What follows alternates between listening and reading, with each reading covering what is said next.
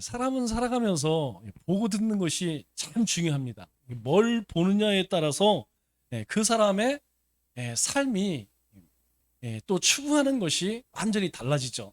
우리가 세상 속에서 매일 막 지지고 볶고 싸우는 그런 것만 보면 사람이 그냥 전투적이 돼, 도전적이 돼. 그래서 나도 그렇게 됩니다. 막 사람들이 그냥 욕심을 쫓아 산 그것만 보고 그 사람들이 하는 이야기만 듣게 되면 나도 모르게 내 삶 속에 그게 배어. 그런데 우리가 하나님 나라를 사모하고 하나님의 말씀을 듣고 그러면 나도 모르는 사이에 내가 주님을, 예수님을 이렇게 닮아가는 것을 보게 됩니다. 우리가 사도행전을 보면서 사도행전 말씀을 묵상하면서 제가 느끼는 게 그거예요. 제자들이 이제 주님을 보는구나. 주님의 말씀을 듣는구나. 그랬더니 이 제자들이 하는 일이 뭐냐면 예수님이 살아계실 때 복음 전하고 복음 가르치고 그리고 병든 자를 고치시고 그것을 쫓아하더라고. 우리도 뭘 보느냐, 뭘 듣느냐 이게 참 중요합니다. 그래서 우리 영적으로 유익하지 않은 것, 신앙적으로 유익하지 않은 것은 될 수 있으면 안 보는 게 좋아요. 안 듣는 게 좋습니다. 그게 들어오면 나도 모르는 사이에 우리 머리에 또 우리의 마음 가운데 그게 남아 있어요. 그러다가 이 어떤 때가 되면 그게 나도 모르게 불쑥 튀어나오게 되죠. 그래서 우리는 주님을 바라보고 주님의 말씀에 귀를 기울이고 그러면 나도 모르는 사이에 주님을 닮아가게 되는 것이죠. 그것이 신앙, 믿음의 삶인 것 같아요. 내가 뭘 해야겠다, 뭘 이루어야겠다 이것보다 우리가 날마다 예수님 닮아가는 것 그거보다 우리 주님이 더 기뻐하시는 게 있을까요? 제가 볼 때는 그것이 주님이 가장 기뻐하는 일 같아요. 우리 주일날 이번 목사님이 오셔서 우리에게 본인이 쓴 책을 소개를 시켜줬어요. 그래서 제가 이제 책을 쭉 보는데 앞에는 간증들이 쭉 있더라고요. 감동이 많이 돼요. 여러분 혹시 읽어보셨나요? 네, 아직 안 보셨어요? 네, 이번 주 안 보면 영원히 안 봅니다. 네, 이번 주 안 보면 걔는 이제 책장에 가 있는 거야. 네, 꼭 보세요. 열어서 한번 보세요. 그러면 간증이기 때문에 그 사람들이 실제로 겪은 일들이기 때문에 그것이 우리 일상에서도 그럴 수 있겠다. 우리 주변에도 그런 사람들이 있겠다. 그런 생각이 들더라고요. 쭉 보다 보니까 뒤에 목회 서신이라고 하는 그런 챕터가 있어요.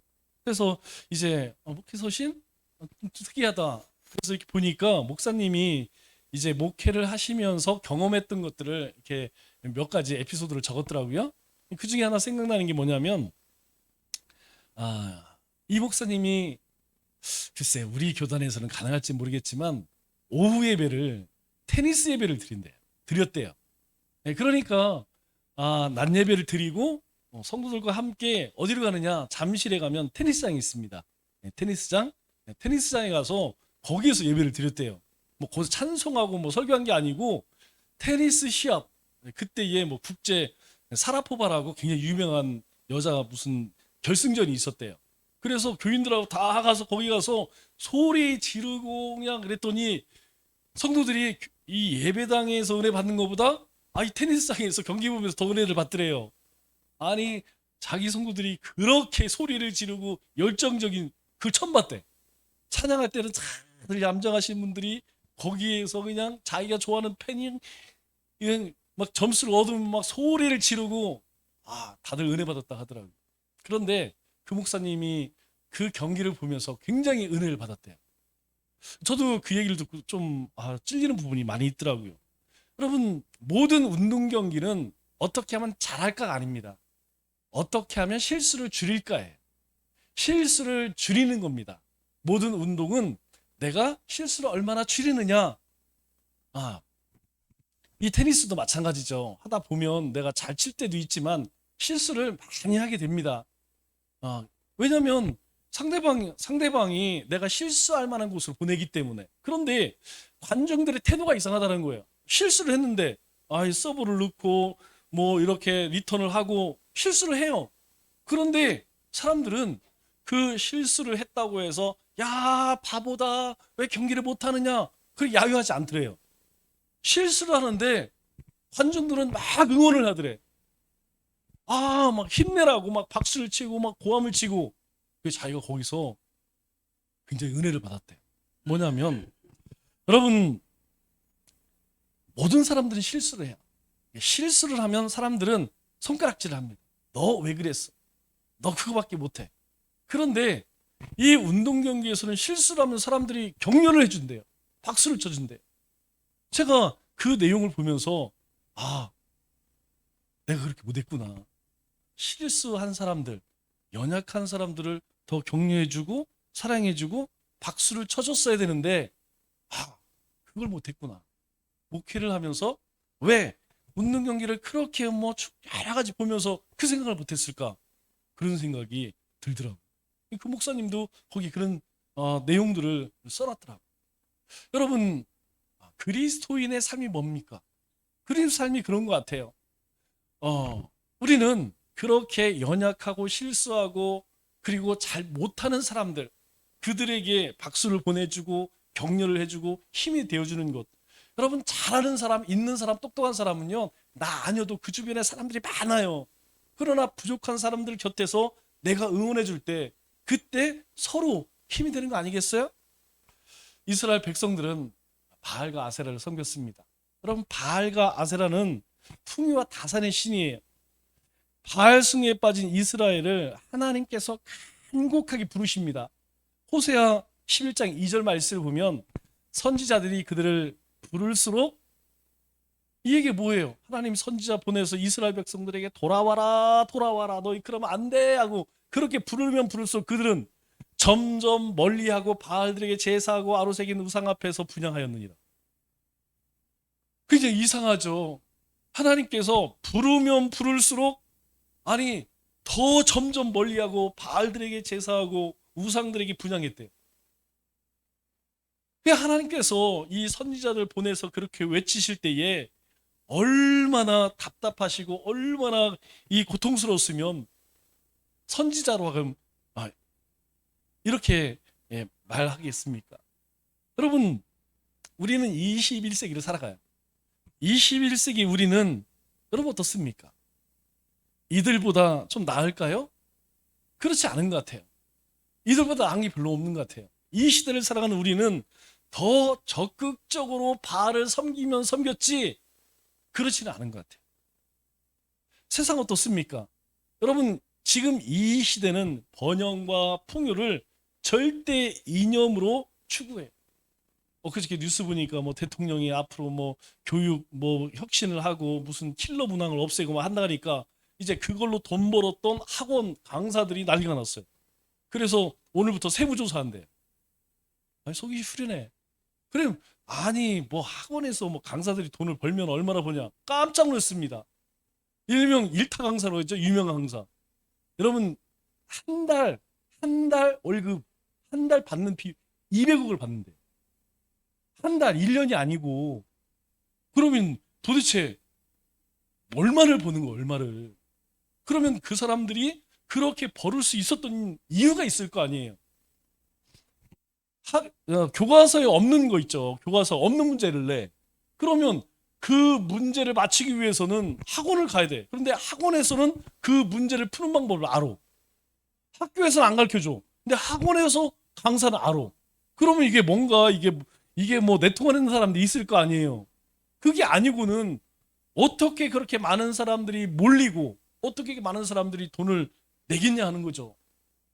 여러분 이것을 보면 지금 이 시대는요 오직 모든 사람들이 그냥 다 물질에 매여서 물질을 최고의 가치로 여기고 살아가는 것 같아요.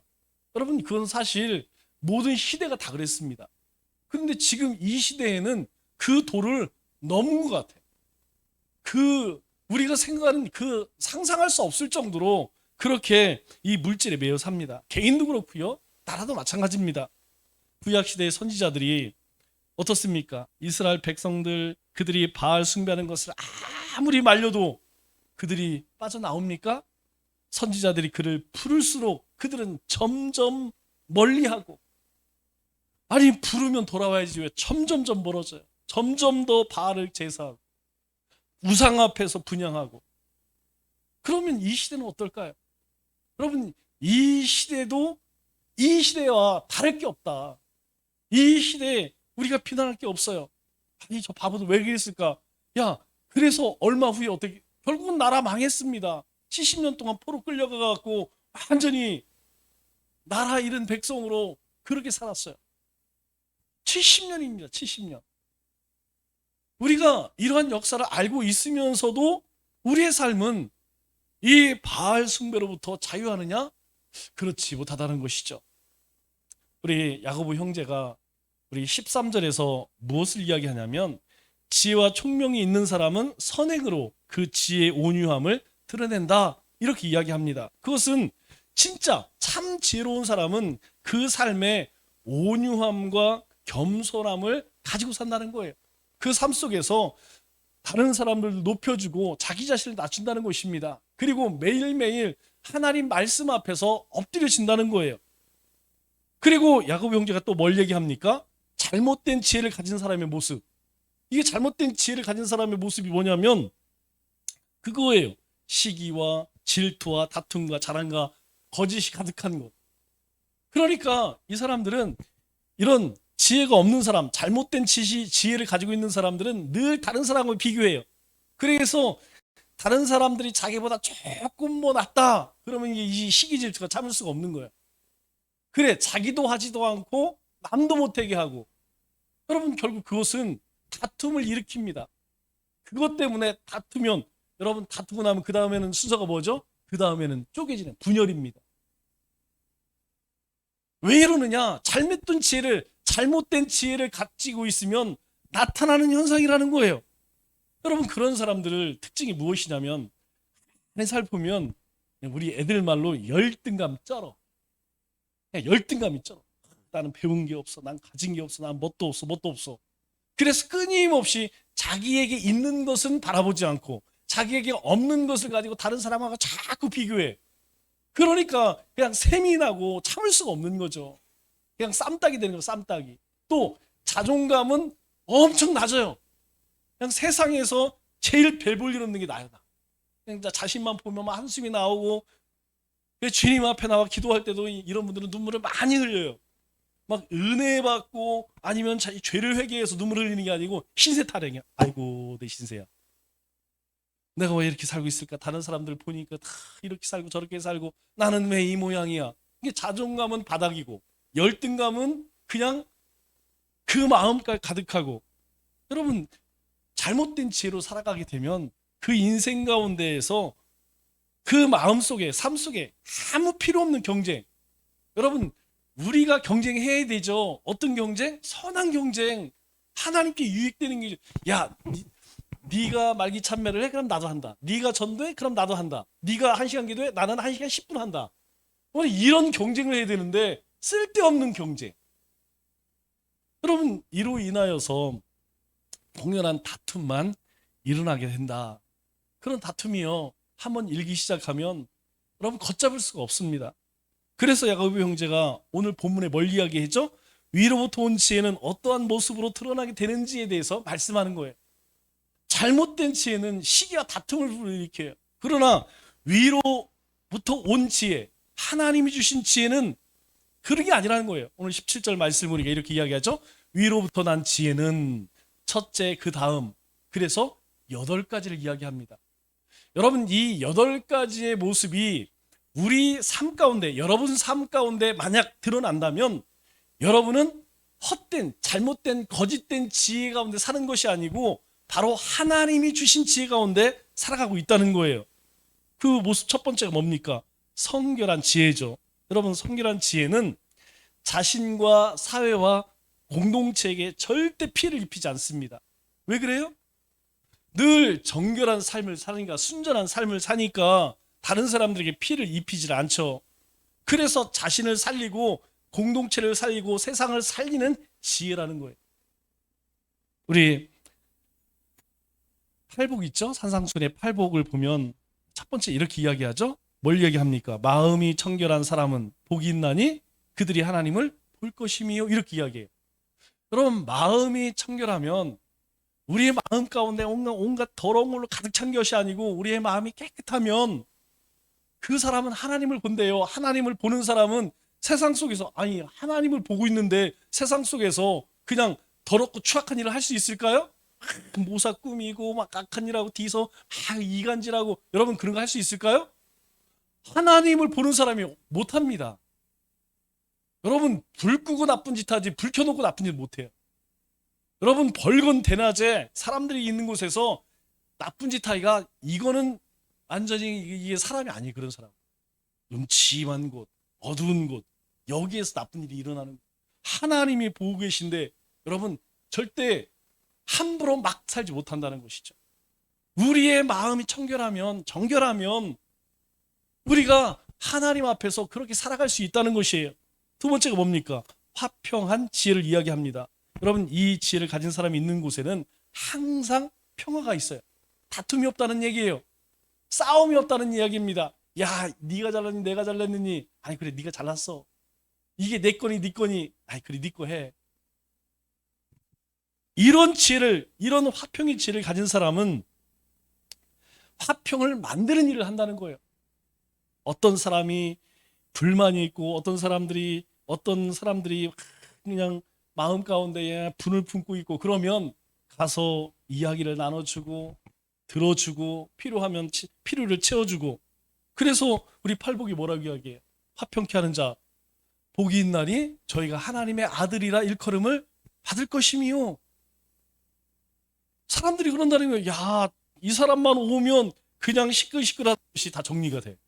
이 사람이 오면 그냥 분위기가 좋아. 사람들이 다 일하고 있다가 사람들이 막 그냥 얼굴에 막 인상 쓰고 있다가 이 사람이 와서 그냥 정리하고 나면, 그러면 사람들이 뭐라고 해요? 야, 저 사람은 진짜 예수 믿는 사람. 야, 저 사람은 예수쟁이.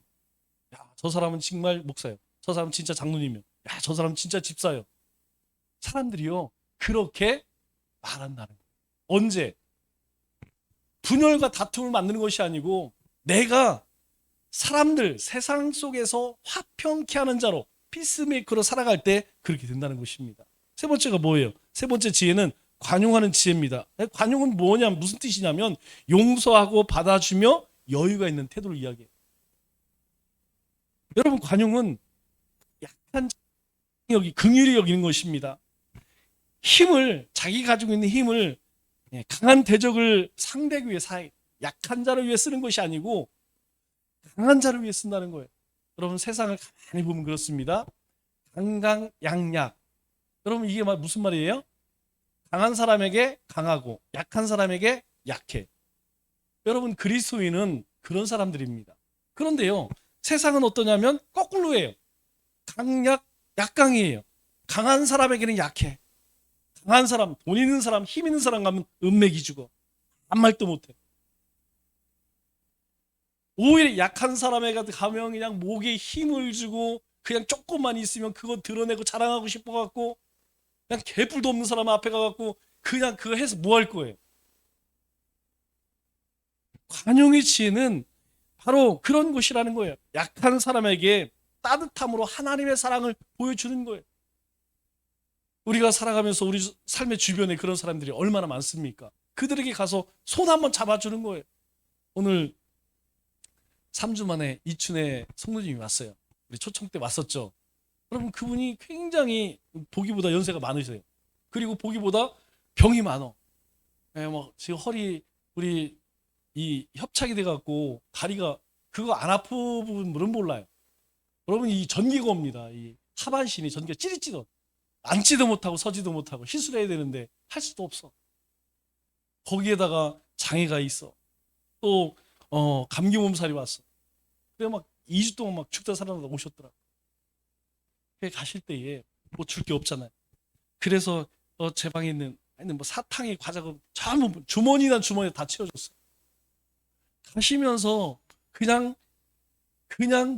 땅에 그냥, 여러분 그게 뭐라고. 제가 너무 부끄럽더라고. 한번 찾아갈 걸. 죽 한 사발 사서 찾아갈 걸. 그랬으면 얼마나 좋아했겠어요. 그거 별것도 아닌 거 그거 주머니에 쳐졌다고 그냥 좋아서 갈 때 또 나가실 때 비가 오더라고. 우리 우산 하나 씌워줬더니 가면서 고맙 인사를 계속. 여러분, 있는 사람들은요, 부자들은요, 우리가 아니어도 그 사람들 주변에 잘할 사람 많아요. 그러나 없는 사람들, 가난한 사람들, 병든 사람 주변에는 사람이 없습니다. 1년 360을 찾아오는 사람 없어요. 누가 안부 전하는 사람 없어요. 특별히 여러분이 푸는 예비 신자들, 여러분 일주일에 한 번씩만 전화하시고 한 번씩만 문자해 보세요. 여러분, 그거 별것 아닌 것 같지만 누군가가 나에게 관심 가져준다는 그 자체가요, 살아가면서 큰 위안이 되고 뭔가 든든한데 백이 하나 있는 것처럼 그렇게 느껴져요. 처음에 한두 번은 여러분 그러려니 이거 저거 나 전도하려고 그러지, 나 교회 데리고 가려고 그러지, 그렇게 생각할지 몰라요. 그러나 그게 한 달, 3개월, 6개월, 1년, 2년 지나잖아요. 그러면 진심이 느껴집니다. 아, 저 사람은 정말 나를 위하는구나, 나를 생각하는 사람이구나.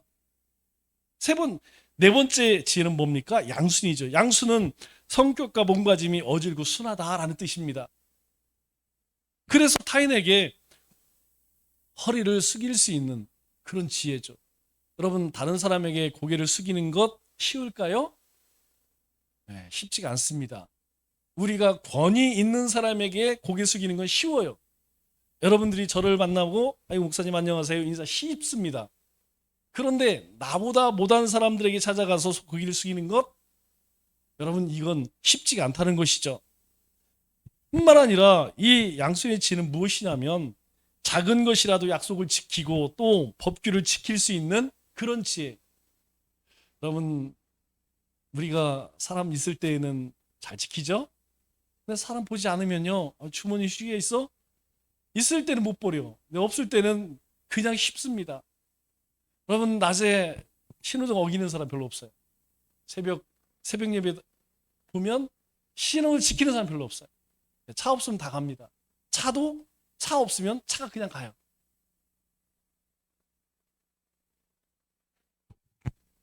이 양순의 지혜가 왜 필요하냐면, 우리가 누군가가 나에게 잘못을 했어. 아유, 목사님 잘못했습니다. 아유, 집사님 잘못했어요. 제가 죄송합니다. 여러분, 그렇게 했을 때에 그 용서를 받아줄 수 있는 지혜라는 거예요. 그래서 우리 팔복 가운데 뭐라고 이야기합니까? 온유한 자는 복이 있나니 그들이 땅을 기업으로 받을 것이며, 이렇게 이야기해요. 왜 우리가 온유한 삶을 살아야 하느냐? 여기 땅을 기업이란 뜻이 뭡니까? 하늘의 기업이 아니에요. 땅의 기업입니다. 하나님이 우리가 사는 이 현세에서 주시는 복을 누리게 하시겠대요. 언제?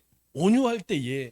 바로 우리가 다른 사람들에게 얼마든지 고기를 속일 수 있는 그런 지혜를 가지고 있다면 우리가 이 땅에서 그 복을 누릴 수 있다 말씀하시죠. 다섯째, 무슨 지혜입니까? 긍휼의 지혜죠. 여러분, 이 긍휼의 지혜는 상대가 잘못했을 때 용서할 수 있는 태도예요. 여러분, 최고의 사랑은 뭘까요? 제가 가만히 생각해 보니까 제일 어려운 사랑, 최고의 사랑은 용서하는 사랑이 아닌가 싶습니다. 여러분, 이 용서가 쉽지가 않아요. 사람이 나를 멸시한 사람, 나에게 해를 입힌 사람, 나를 고통스럽게 한 사람, 여러분 그걸 용서한다는 건 내가 내 자신을 꺾어야 하기 때문에 힘든 겁니다. 여러분, 다른 것들은 그렇지가 않아요.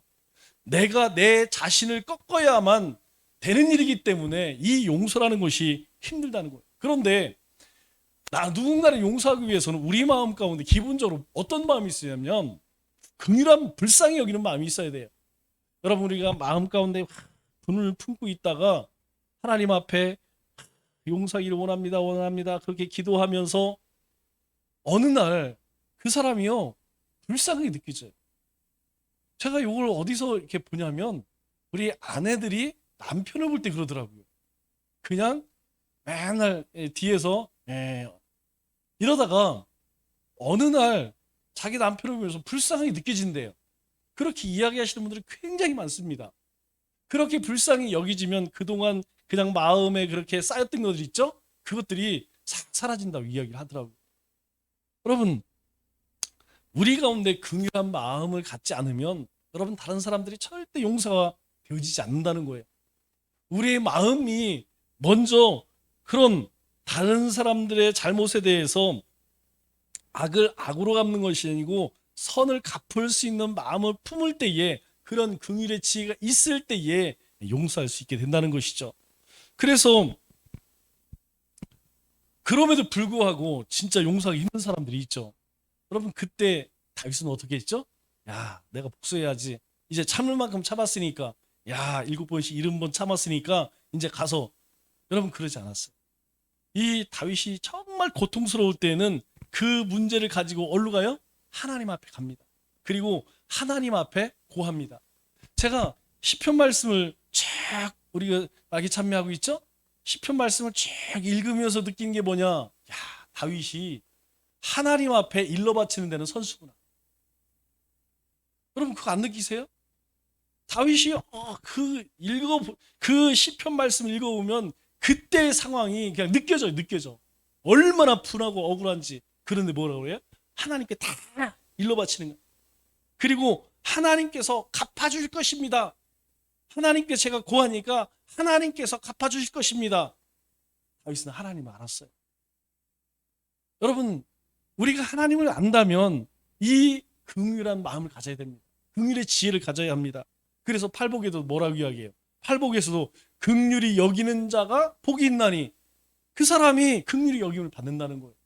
내가 누군가를 불쌍히 여기고 누군가를 긍휼히 여기면 하나님께서 우리를 불쌍히 여기시고 우리로 세상에서 사람들에게 그렇게 긍휼히 여김을 받게 하신다는 거예요.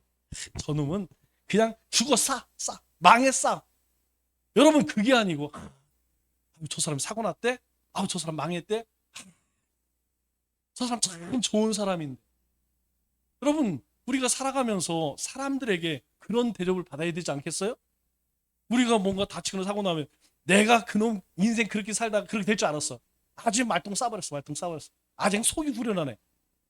여러분 이게 아니고 내가 긍휼히 여기는 마음을 가지고 살면 사람들이 내가 그런 일을 당했을 때에 나를 향해서 그런 긍휼함을 베풀게 하신대요. 6번째 지혜가 뭡니까? 선한 열매가 가득한 지혜라는 것이죠. 이 참된 지혜는 선한 열매를 콩 심는데 콩 나고 팥 심는데 팥 나는 거예요. 이건 진리입니다. 성경에 변하지 않는 하나님이 우리에게 말씀하는 것이 무엇이에요? 내가 악을 심어? 그러면 그거 거둘 거야. 그래서 우리에게 누군가가 우리에 대해서 그렇게 한다 할지라도 너희는 그 악을 악으로 갚지 말래. 너희는 선으로 갚으라는 것입니다. 그러면 그 사람이 받지 못하면 그게 돌아서 누구에게 온다는 거예요? 나에게 임한다는 것이죠. 참된 지혜는 열매로 드러나는 것입니다. 그런데 이 열매로 이 선한 열매를 맺기까지 여러분 인내해야 돼. 기다려 참아야 됩니다. 이래서 어렵다는 거예요. 여러분 선한 열매는 여러분 어느 날 갑자기 그렇게 맺어지는 게 아니에요. 봄에 씨를 뿌리고 또 요즘에 장마 오면 어떻게 해요? 물고 들어가야 되고 또 가물면 물 퍼 올려야 되고 뽑아야 되고 약 쳐야 되고 그럴 때에 열매를 맺을 수 있는 거예요. 우리의 삶에 이 선한 열매를 맺기 위해서 우리 어떻게 해야 한다고요? 우리의 수고가 우리의 땀방울이 있어야 한다는 거예요. 그럴 때에 바로 우리 가운데 선한 열매를 맺을 수 있습니다. 그런데요 아무것도 하지 않으면 아무 열매가 없습니다. 그래서 반드시 필요한 것이 무엇이냐면 이 참된 믿음, 참된 열매는 행함이라고 하는 그 열매를 행함이라고 하는 과정을 통해서 열매를 맺게 된다는 거예요. 우리가 알아요. 그런데 알고 끝나면 여러분 열매가 없다는 거예요. 우리가 알고 행해야 한다는 것입니다. 여러분 우리 지난주 이부 목사님의 이야기 인생의 행복은 어디서 시작된다는 거예요? 여러분 가정, 부부에서 시작되는 거예요. 여기에서 행복하지 않은 사람이 어디 세상에 가서 그럴 수 있겠지. 여기서 행복하지 않기 때문에 다른 행복을 얻기 위해 다른 데 가겠죠. 제가 그 강의를 들으면서 내가 먼저 해야겠구나 모르겠어요. 저희는 우리 성도님 아는 목사님들끼리 하겠죠. 제가 다른 건 몰라도 좋은 일은 빨리 해야 된다고 그랬죠. 제가 목사님 몇 분에게 내일 모레 만나면 이야기할 겁니다. 우리 이거 한번 합시다. 우리 이거 한번 하고 우리 성도들에게도 이거 가르칩시다. 과연 몇 사람이 할지 모르겠어요. 우리 성도님들 가운데에서도 나 했으면 좋겠다. 그런데 실제로 행동으로 옮길 수 있는 사람은 몇 분일지 모르겠어요. 여러분, 아무리 좋은 것 우리가 들었어요. 감동받았습니다. 은혜 받았어요. 도전되었어요. 안 하면 소용없습니다. 그것이 좋다는 거 압니다. 하지 않으면 아무 소용이 없다는 거예요. 그래서 팔복이 뭐라고 이야기합니까? 팔복 가운데 의에 줄이고 목마른 자. 내가 어떻게 하면 하나님의 의로움을 드러낼 수 있을까? 그렇게 줄이고 목마른 그 사람에게 복이 있나니 그들이 배부름을. 여러분, 배부를 것이 뭐예요? 응답받는다는 얘기 아니겠습니까? 그렇게 사모하는 자가 그렇게 선한 열매를 위해서 그렇게 우리가 의로움을 심으면 우리 가운데 그것이 열매로 돌아온다는 것이죠. 일곱 번째는 편견이 없는 지혜죠. 여러분, 이 편견이라는 것은 그래요. 이 편견이라는 것은 기준이 자신이 아니라는 것을 아는 지혜입니다. 사람은 누구든지 이깁니다. 이기주의예요. 자기중심이에요. 모든 일들 자기중심, 그 다음에 가족중심, 그리고 자기 공동체 중심, 그 다음에 이타예요. 그런데 위로부터 오는 지혜는 그렇지 않다는 거예요. 위로부터 오는 지혜는 네가 기준이 될 수가 없어. 내가 가지고 있는 네 경험과 지식, 너 생각, 그것이 기준이 아니야 라는 것이죠. 그래서 자신의 기준이 잘못된 것을 알고 자신이 기준이 아닌 것을 알 때에 이 편견에서 벗어날 수 있다는 거예요. 여러분, 편견은 참 무섭습니다. 쉽게 바뀌지 않아요. 여러분, 우리 가운데의 편견이 뭡니까? 그리스도 가운데 또 우리 한국 교회 가운데에 사실 뭐 모든 사람들이죠. 조심해야 할 게 뭐냐면 우파좌파예요. 여러분, 이것이 우리 목사님들도 모이면 이렇게 갈라져요. 나는 우파라는 것이지. 그럼 그렇지 않은 사람들은 좌파인가? 그 사람들은 뭐 다 빨간색만 좋아하나? 여러분, 우리는 그런 사람들이 아닙니다. 우리는 그리스도파예요. 그리스도파. 우리는 복음파, 예수파입니다. 우리는 우파도 아니고 좌파도 아니에요. 어떤 것이 더 성경적 가치에 옳은가, 늘 그것을 생각해야 돼요. 이것이 무너지면 어떻습니까? 편견에 사로잡혀서 저쪽 사람들은 다 나쁜 사람, 그냥 악마화시키는 거예요. 그리고 마녀사냥합니다. 그냥 뭐 얘기만 하면 들으려고 하지 않아요. 저쪽 사람들은 들을 필요도 없어. 여러분, 지금 우리 상황이 그렇지 않습니까? 제가 그냥 뉴스만 나오면 채널을 돌려요. 뭐 안 봐도. 여러분, 그들만 그런 것이 아니에요. 뭐 영상을 뭐 많은 곳에서 그렇게 나뉘어졌다는 것이죠. 왜 그렇습니까? 그 잘못된 편견이 그렇게 분열을, 다툼을 만드는 것이에요. 여덟 번째 지혜가 뭡니까? 거짓이 없는 지혜. 이렇게 이야기하죠. 이 여덟 번째 지혜, 거짓이 없는 지혜는 여러분, 거짓 지혜와 참된 지혜가 어떤 것이냐 분별하는 것이 아주 중요합니다. 여러분, 이 분별력이 없으면 우리가 바른 삶을, 의로운 삶, 하나님이 기뻐하시는 삶을 살아갈 수 없어요. 그렇기 때문에 우리가 이 거짓된 삶이 아니라 진실된 삶을 살면 반드시 우리 가운데 시련이 찾아와요. 우리가 흔히 입 바른 소리 한다고 그러죠? 네. 맞아. 입 바른 소리 맞아. 다 맞아. 그러면 그 말에 동의를 해줘야 되죠. 그런데 그렇지 않습니다. 여러분, 옳은 말하고 참된 말하고 진실된 말 하잖아요. 어느 때는 좋은데 자기에게 해당되면 싫어해. 싫습니다. 그래서 팔복에서도 이야기해요. 의를 위해 핍박받는 자가 복이 있나니 천국이 저희 것이며. 우리가 하나님의 의를 위해서 여러분, 이 의를 위해 핍박받는 자가 되기 위해서는 어떻게 해야 할까요? 여러분, 그냥 적당히 좋은 게 좋은 거야. 그렇게 되면 뭐 특별한 문제가 없겠죠. 적당히 뭐 불법도 눈 감고 뭐 부패도 눈 감고 뭐 남들 다 하니까 그렇고. 문제는 무엇이냐면 하나님 나라 천국을 얻지 못해요. 살아가는 동안 사람들에게 아이고 참 사람 좋네, 아이고 사람 뭐 못난 데 없이 괜찮네, 그런 소리는 들을지 몰라도 천국은 못 갑니다. 그리스도인은 그래서는 안 된다는 거예요. 이게 얼마나 어려운 일이냐면, 여러분 이스라엘 백성들이 가나안 땅 들어갈 때 알잖아요. 여호수아 갈렙이 저들은 우리의 밥이다. 하나님께서 우리에게 약속하지. 우리가 가자. 우리가 가서 그냥 저들 다 그냥 눕혀버리자. 그런데 10명의 정탐꾼은 아니 우리가 거기 앞에 가니까 그냥 메뚜기 같아. 우리 갔다가는 그냥 다 익어. 여러분 그때 어떤 일이 일어납니까? 그 하나님의 말씀을 쫓지 못했던, 순종하지 아니하였던 모든 사람들은요, 한 사람도 가나안 땅 못 들어갔어요. 오직 여호수아 갈렙 그 수백만 사람 가운데서 단 2명이 들어갔습니다. 모든 사람들이 예 할 때 예, 아니요, 이게 결국 쉽지 않다는 거예요. 모든 사람들이 아니요라고 할 때 예라고 얘기가 그렇게 어렵다는 거예요. 그러나 그리스도인들은 그렇게 할 수 있어야 된다는 거예요. 왜요?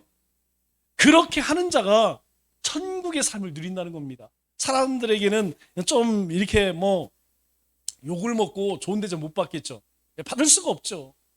그렇기 때문에 핍박을 받는 거예요.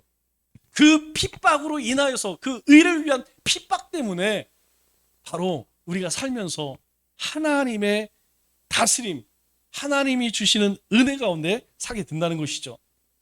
그리고 야고보 형제가 18절에서 뭐라고 이야기합니까? 참된 지 가운데에서 가장 돋보이는 특징이 바로 화평케 하는 능력이다, 이렇게 이야기해요. 그래, 화평케 하는 자들은 화평으로 심어 의의 열매를 거두느니라. 앞서서 이야기하죠. 화평케 하는 자가 복이 있다. 그 사람이 하나님의 아들이라 일컬음을 얻을 것이다. 그 화평으로 심어 뭘 거둔다고요? 의의 열매를 거두느니라. 그렇게 이야기해요. 자신을 낮추고 겸손한 사람이 화평을 만드는 사람입니다. 여러분, 자신을 높이고 그리고 교만한 사람이 절대로 화평 못 만듭니다. 그런 사람들은 가는 곳마다 문제를 일으켜요. 트러블 메이커가 될 수밖에 없습니다. 이전에 13절에 이야기했죠. 지혜의 온유함으로 뭘 하라고요? 선행. 여러분, 선행은 다른 게 아니에요. 착한 일 얘기하는 것이 아닙니다. 여기서 이야기하는 선행은 하나님의 말씀대로, 하나님의 뜻대로 그렇게 행하라, 우리에게 권면하고 있죠. 먼저 겸손한 자세로 필요를 채워주는 사람이 화평을 만드는 사람. 다른 사람들 거 빼앗아서 내 주머니 채우려고 하는 사람은 절대로 화평케 하지 못합니다. 내가 가진 것, 내가 있는 것. 여러분, 없는 거 대출받아 하라는 얘기 아니에요? 베드로가 성전 미문 앞에 있는 안진맥에 이야기하죠. 금과 은 내게 없지만 내게 있는 것, 예수 그리스도의 이름으로 일어나 걸으라. 난 돈 없어. 그러나 나에게는 예수님의 이름이 있어. 그 이름으로 일어나 걸어. 주님이 원하시는 것이 바로 그거라는 거예요. 우리에게 주님이 계시니까 주님께서 우리의 중보자가 되어서 하나님과 바로 이 땅 가운데 화평케 하셨기에 우리도 그 길을 쫓아 살라는 것이죠. 그럴 때에 뭐가 나타나는? 의의 열매가 나타난다는 거예요. 의의 열매가 나타난다. 이런 사람이 있는 가정이 행복하죠. 이런 사람이 있는 공동체가 행복한 공동체입니다. 여러분, 어떤 교회가 좋은 교회인지 안 좋은 교회인지 여러분 딱 들어가 보면 압니다. 아, 이 교회는 뭐 청소가 잘 돼 있고 교육이 잘 돼 있고 훈련이 잘 돼 있고. 여러분, 그런 교회가 좋은 교회 아니에요. 사람도 마찬가지고 가정도 마찬가지입니다. 사람을 딱 만났을 때 많이 배우지 많이 있든 그게 중요한 게 아니고 딱 만났을 때의 따뜻한 사람, 딱 만났을 때의 웃는 얼굴로 따뜻하게 인사를 나누는 사람이 좋은 사람이에요. 여러분, 이 문턱을 딱 넘어왔을 때에 우리 남청주 교회 성도들을 이렇게 보니까 사람들이 참 좋네. 뭘 많이 배우고 많이 갖고 똑똑해서 그런 것이 아니고 그냥 왠지 나를 반겨주는 것 같아요. 이 분위기, 이게 중요하다는 거예요. 그 좋은 분위기를 만드는 사람이 누구라는 얘기예요? 화평케 하는 사람. 우리 공동체 가운데서 다툼이 없다는 거예요. 모든 사람들이 다 하나같이 화평케 하는 사람이라는 거예요. 그러니까 그런 공동체에 오면 누구든지 그걸 느껴지는 거예요. 야, 여기는 뭔가 틀리네. 사람들이 막 그냥 아귀처럼 그냥 자기 욕심을 쫓아는 게 아니라 자기 것을 내네. 여러분, 사도행전 다른 말로 뭐라고 그래요? 성령 행전이라. 우리가 좀 묵상하면 보는 것이 무엇입니까? 성령이 임하니까 자기 것을 내어서 그냥 막 공동체에게 그걸 가지고 가난한 사람은 구제하고 그것으로 공동체가 풍성하게 누리잖아요. 제가 내일 무슨 말인가 내일 무슨 내용이 나오나 이렇게 보니까 아나니아 삽비라 나오더라. 오늘 말씀 보니까 바나바 나오더라. 밭을 팔아서 공동체 앞에 대요. 여러분, 이거 아깝지 않은 사람이 어디 있어요? 믿음 좋은 사람이든 있는 사람이든 없는 사람이든 이거는요 다 좋아해요. 그런데 성령이 임하니까 어떻게 해요? 내어는 화평케 하는 공동체로 바뀌어져 가는 거예요. 말씀을 맺겠습니다. 우리 주님께서 산상순에 우리에게 뭐라고 말씀하시죠? 화평케 하는 자가 복이 있나니 바로 그들이 하나님의 아들이라 부를 것이다. 그렇게 말씀하십니다. 그러니까 화평을 만드는 것도 하나님께서 주시는 지혜로부터 나온다는 거예요. 나에게서 나오는 것이 아니고 하나님이 주시는 지혜로부터 나온다는 것입니다. 화평을 만드는 사람이 바로 하나님의 자녀이고 하나님의 자녀가 바로 화평케 하는 사람이라는 거예요.